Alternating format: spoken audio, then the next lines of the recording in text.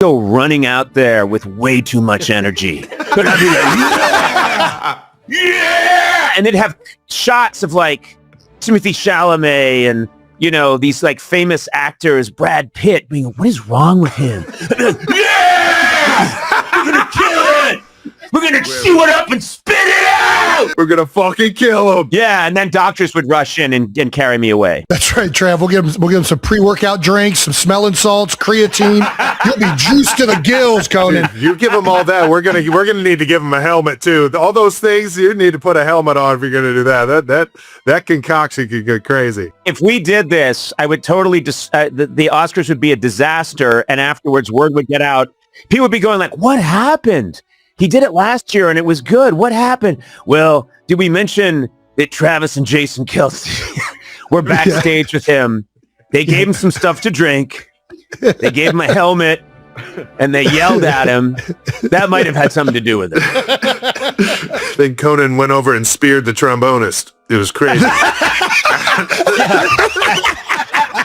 Yeah, just take him out. Just take him out. Yeah. Electric. Give the people what they want to see, man. Sure. You got to. You got to. Well, have you seen most of the movies that are up for awards? How does it, when you're hosting, do you make a point to try and watch all of them? And yeah, I really do try to see them all. And this was a great year. I mean, this was a year where there's big stars in the films. There's a lot of great movies.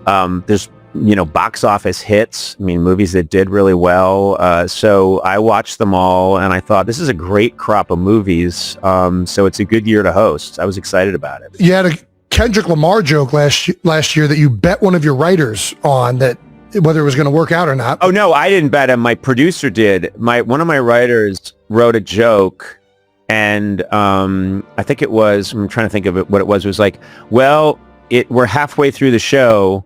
And Kendrick Lamar had just done the Super Bowl halftime show. Yep. And who was he feuding with? Drake. It was Drake. That's right. It was Drake. Drake. And so, you know, these feuds, I try and keep up with them. The rap beef. Yeah, I said, hey, we're halfway through the show, which means it's time for Kendrick Lamar to call Drake a pedophile. And it destroyed, and people went crazy for it. But just before I went out, my producer, Jeff Ross, was like, that joke's going to bomb. No one's going to get it. And I'm like, are you kidding me? And so he bet the writer of the joke. And as I walk backstage, I see my producer handing him like $100. Did better than I thought. Yeah. But I was never in doubt about that one. Are there any jokes you're worried about this year? How do you go sussing out which ones make it and which ones don't? Probably one of the best things to do, which I've been doing now for about 2 months, is I go to clubs and I show up as a surprise. And I go to far-flung clubs, like really clubs that are way out there. Jason, could you imagine just sitting there and Conan walks out? What? That'd be a nice surprise. So cool. It's fun. And you go to these places where, I mean, sometimes it literally is like a little comedy club in the back of a bowling alley in Covina, and the bathroom door is busted, so they say just use the alley.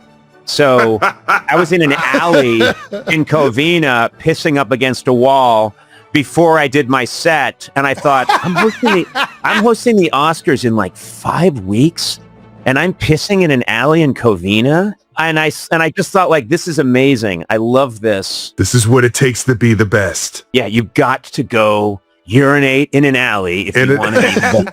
I'll be probably doing that just before the Oscars. Minutes before, I'll say, do you guys have an alley? Like, what are you talking about? I'm superstitious.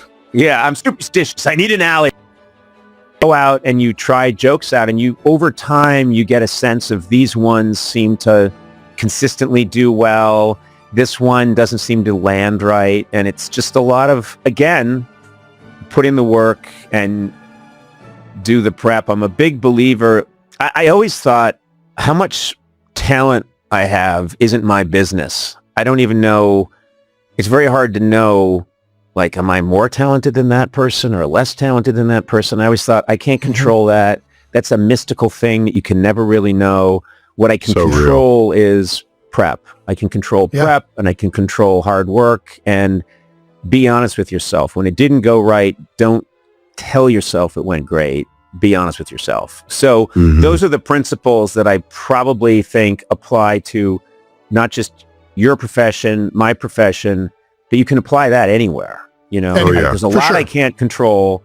And if you do the prep, then if the plan doesn't go right, then you improvise, but you have a freedom. Well, at least I did the prep. So now I feel free to, okay, this didn't unfold the way I wanted it to, and this prop just broke, or something just went wrong in front of everybody, but now I can make something up. I can scramble. And I think that, again, same principles in my business as your business. It's the same thing. Yeah. You're 100% right. So, and I think two of the things you have touched on are like monikers that we use our whole career, like the control what you control is something that is so important in athletics and really everything, right? So many people get wound up in their head thinking about what ifs and things that are outside what they have control of. And it's like, hey, if you just focus on these things, this is actually what's going to allow you to be successful. To me, I felt like whenever I practice and really put the time in,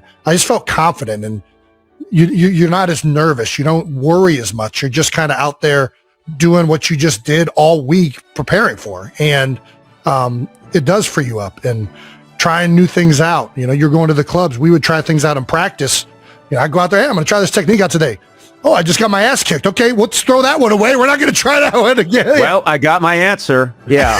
Yeah, great. And there's also a thing that I think about a lot is muscle memory. And you'd think you can apply that to anything. You can apply muscle memory, obviously, to athletics, which is just thousands and thousands and thousands of reps. So you're not thinking when you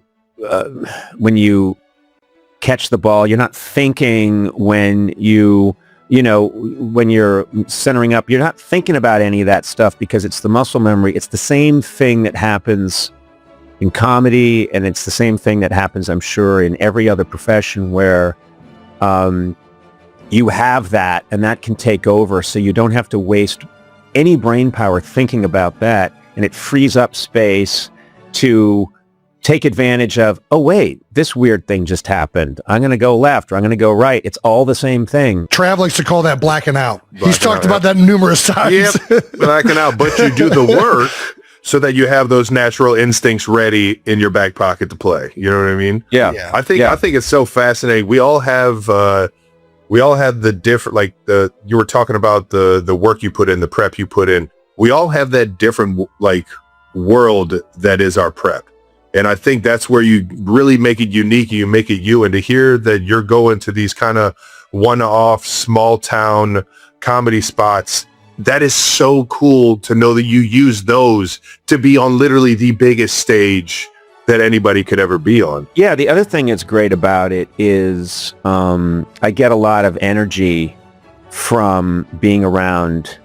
I mean, sometimes these are, people in their 20s are hanging out, trying out their sets there. And they have, it's tough to make a living in stand-up right now because the business structure of it all has changed. So a lot of these people that I'm hanging out with before I go up or after I go up have two other jobs.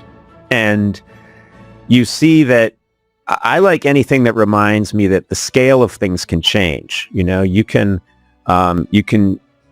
be in the Super Bowl or you can be hosting the Oscars, but fundamentally it's not different from you playing in the street, in front of your house.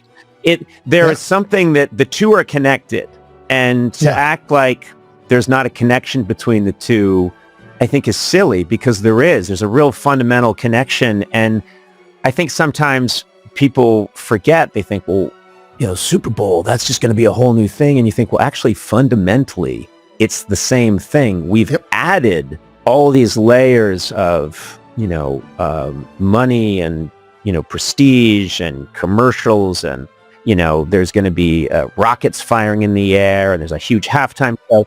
But fundamentally, it's the same thing. And that's what I think about is when I go out there in a couple of days, it's going to be the same thing that I've been trying to do in one way or another since I was 14 years old. it's really not that different. It's just now I've got makeup, like a really and I'm nice not pissing on a brick wall. Exactly. Well, there might be time for that. We'll see, but yeah. You said you're trying some of these jokes out in these comedy clubs. Would you try some of them out with us right now? I absolutely will not. I'm too superstitious. All right, fair enough. I absolutely will not. And I don't trust you. I'm going to be honest with you. I don't trust you. That's fair. That is very fair. You guys you have a great reputation. You seem like good guys. You're a wholesome Ohio boys, but I think you're going to leak these. You're going to fuck me over, and you're going to laugh, and then you're going to high five each other. That's what's going to happen. That's right. You see right through us, Conan. All right. Last Oscars question. Will the Dune Sandstorm be making another appearance? I got to change it up. And this culture moves so quickly that the thing that you could joke about last year, this year, if I made a Dune joke, people would be like, what's Dune? I mean, everyone has such short attention spans now that they're thinking about these movies that we're talking about tonight. And if I talk about something that happened 6 weeks ago, they don't know what I'm talking about. So, yeah, there'll be no Dune this year. Well, let's move on to something we've really been wanting to ask on this. But as someone that's done 4,380 episodes of late night TV and now a fellow podcaster, what's the golden nugget to becoming a better interviewer? Okay. I do have a strong opinion about this, which is... Okay. Yes. It's not a good one, but it's a strong opinion. No, I think that you can do kind of a Jedi mind trick on yourself. And I do this.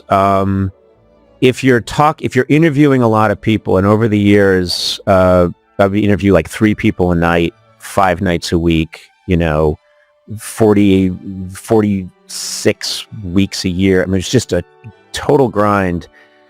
And there'd be people that would come on the show that to be honest with you, because you're doing such a volume business, I wasn't naturally that interested in that person. Yeah. That would happen. Okay. It just, there's no way around it. And what I would do is I would spend some time thinking about that person and try to find the thing about either themselves or what they do that was interesting to me. And if you think about it, you can always find that thing.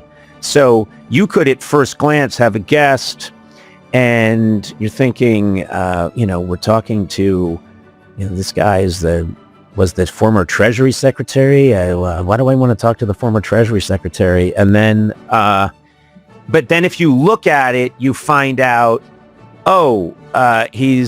he loves restoring 1967 Chryslers. And then you're like, oh, that's kind of cool. Or he likes Taekwondo. Wait a minute. That's interesting. If you think about someone and read a little bit about them, you'll find things that's your way into that person. And I think humans listening to any interview, podcast, late night, they can tell when you're really interested. Mm-hmm. And so all it is finding what's the thing that interests you about that person. And the second part is listening, because believe it or not, there are a lot of interviewers out there who don't listen. They have their question they want to ask, but they're not really listening. And if you're listening, you'll hear the person say something like, there was that summer that I worked in a coal mine, and you'd be like, wait a minute, what? You worked in a coal mine? What's that all about? And if you're not listening, you breeze right past that, and you lose this golden thing. So those are the tricks. Yeah. I mean, that makes all the sense in the world. By the way, I hear kids in the background. I hear children. That's mine. I do this in my basement. No, that's... Sorry. Big production. Big production. If you want, Jason, I will totally scream at them for you.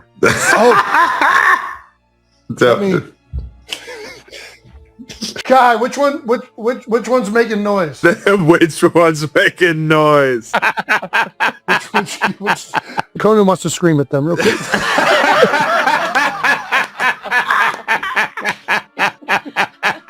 I'm getting a no from my wife. Yeah, that's okay. I respect her. I respect her for that no. You know what? It's for the best, because your children would be scarred for life. They'd say, why did that orange-haired woman yell at us? And That lady was so mean!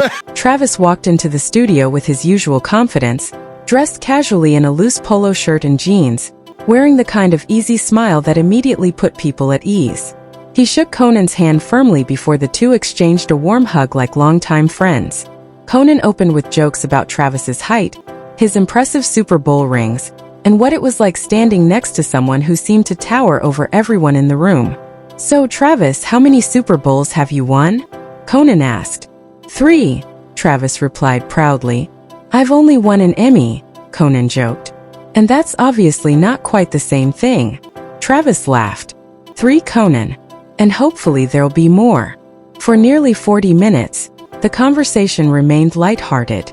They talked about football, Travis's relationship with his brother Jason, championship celebrations, and what it was like living under constant media attention. Then Conan carefully shifted the conversation toward Travis's personal life. "Tell me honestly, Travis," Conan said, leaning forward. "You're dating one of the biggest stars on the planet, Taylor Swift. What's it like knowing the entire world is watching your every move?" Travis leaned back, his smile fading slightly as his expression became more serious. "Actually," he said, "things are going very well." Conan waited, clearly expecting more. Travis took a breath and looked toward the camera before turning back to Conan. "I think it's time to say this publicly." The room suddenly became quiet. "Taylor and I were married." For several seconds, nobody reacted.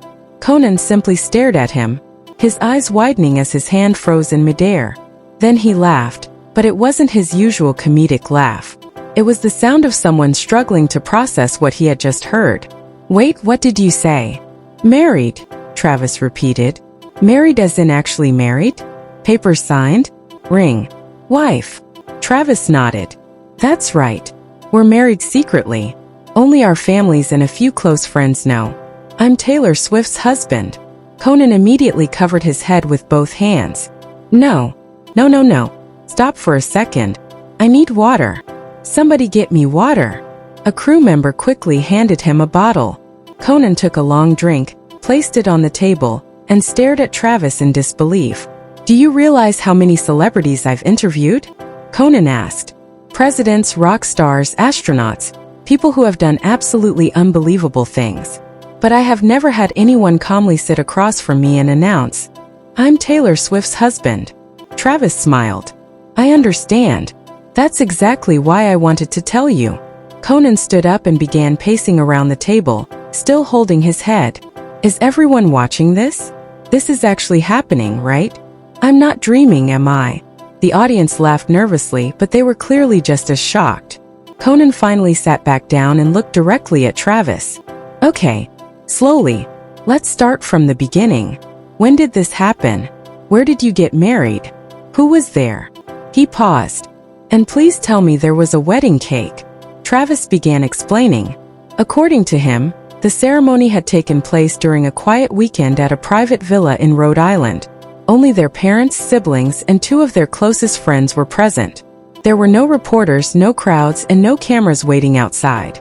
Taylor wore a simple, custom-designed long-sleeved white dress, while Travis wore a dark suit. There were no elaborate bridesmaids or groomsmen, just the people closest to them. After months of living under intense public scrutiny, they wanted something completely private and meaningful. Conan listened carefully, occasionally interrupting with questions. "Did Jason cry? Did you actually get down on one knee? And considering your height, did Taylor need a ladder?" Travis laughed. When the story ended, Conan sat silently for a moment. "I honestly can't believe this," he finally said. "Travis Kelce, Taylor Swift's husband." He looked toward the camera. "It sounds like one of those fake headlines someone creates online just to get millions of views." Then he turned back toward Travis. "Hey everyone. If this is a game, somebody please tell me now.